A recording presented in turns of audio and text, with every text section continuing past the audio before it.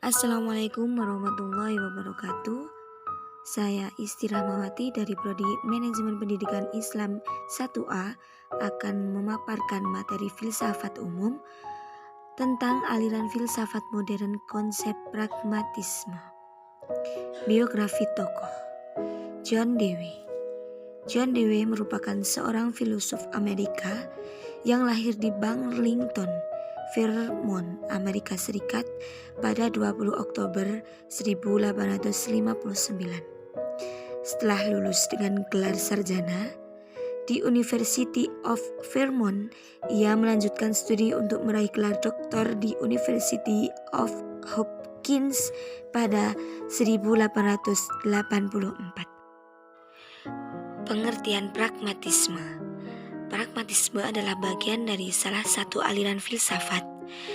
Pragmatisme merupakan salah satu pemberontakan umum dalam melawan sistem idealisme yang terlalu menonjolkan intelektual dan penutup.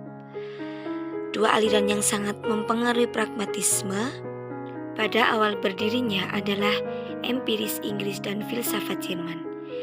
Bagi pragmatisme, filsafat adalah alat untuk menolong manusia dalam hidup sehari-hari maupun dalam mengembangkan ilmu pengetahuan dan mewujudkan dua teknik.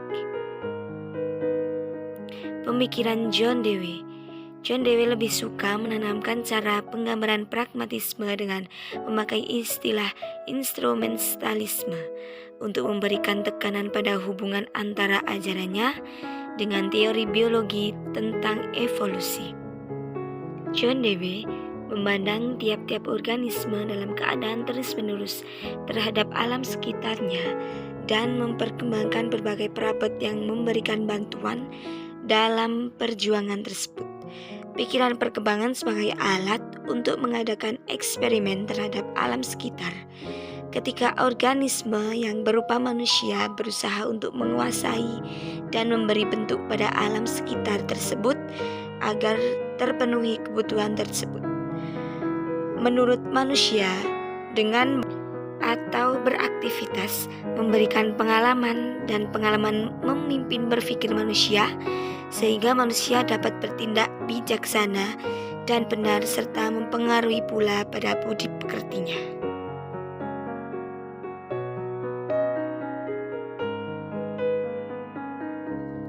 Konsep hidup. John Dewey mengemukakan bahwa manusia adalah makhluk rasional atau makhluk berpikir.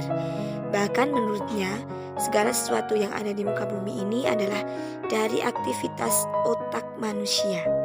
Semua hal yang terjadi dalam masyarakat, jika ditelusuri secara mendalam, maka akan dijumpai bahwa manusialah sebagai aktor dan faktor utama.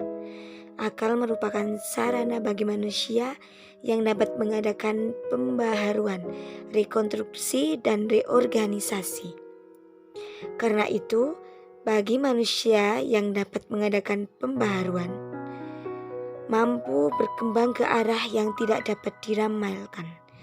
Dengan akal manusia, senantiasa dinamis dan progresif. Dewey menentang teori yang mengatakan bahwa karakter manusia itu statis dan tidak berkembang. Menurut pandangan demikian merupakan teori atau doktrin yang bersifat mengekang dan pesimistik. Demikian hakikat manusia menurut John Dewey adalah sebagai manusia yang mempunyai kekuatan dan pula serta watak fikir, rasa, dan semangat atau kemauan, serta nafsu dan insting. Hal ini didasari oleh kebebasan manusia yang bagi John Dewey termanifestasi dalam dirinya sendiri. Inti pemikiran aliran pragmatis dalam pendidikan.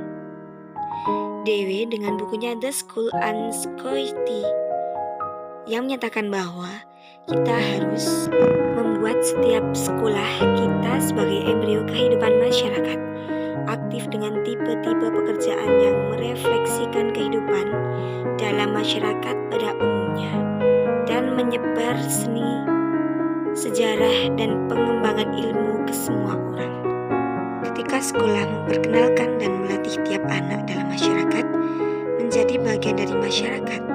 Dengan belajar dari masyarakat kecil di sekolah, memenuhkan dia dengan spirit melayani dan menyediakan berbagai instrumen yang efektif agar dapat digunakan secara pribadi. Kita dapat berharap dengan baik dengan suatu masyarakat besar yang layak, penuh cinta dan harmoni. Kesimpulannya, pragmatisme adalah aliran yang mengedepankan praktis ketimbang hanya sekedar berteori atau berpendapat saja. Pragmatisme timbul akibat pemberontakan melawan idealisme yang terlalu menggunakan intelektual manusia dan bersifat tertutup. Pragmatisme bersifat penting dalam kehidupan sehari-hari.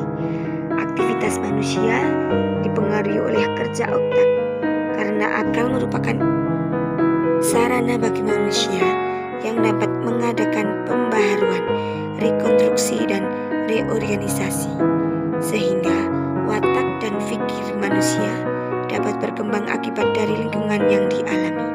Oleh karena itu, semua hal yang terjadi jika ditelusuri secara mendalam, manusialah yang menjadi faktor dan aktor utamanya. Terima kasih pemaparan dari saya. Kurang lebihnya mohon maaf. Wassalamualaikum